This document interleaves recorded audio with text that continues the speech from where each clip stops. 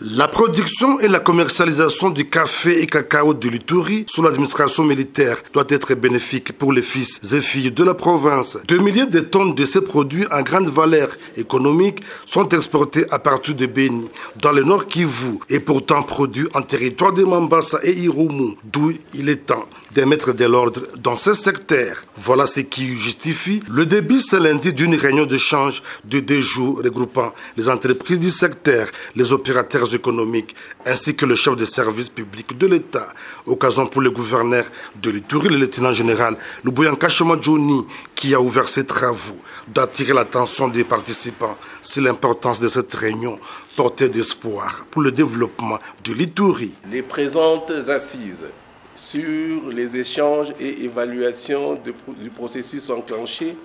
sur la commercialisation et l'exportation des cafés et cacao par la province de l'Ituri témoignent d'une part de ma volonté à matérialiser la vision du chef de l'État qui a décrété, je cite, « la revanche du sol sur le sous-sol », fin de citation,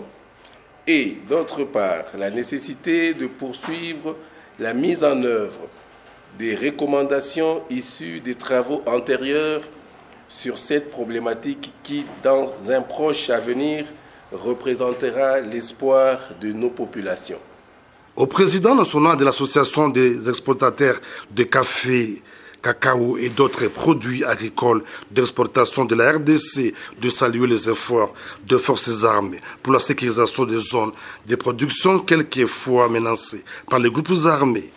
Nous sollicitons l'appui du gouvernement provincial pour la sécurisation de ces zones et nous sollicitons aussi l'intervention des banques pour qu'elles s'installent dans les zones de production afin de rapprocher les producteurs des banques. Précisons que des résolutions assorties de ces travaux vont clôturer cette réunion, ceci en prévision de la campagne caféière et du cacao annoncée pour le mois d'octobre prochain.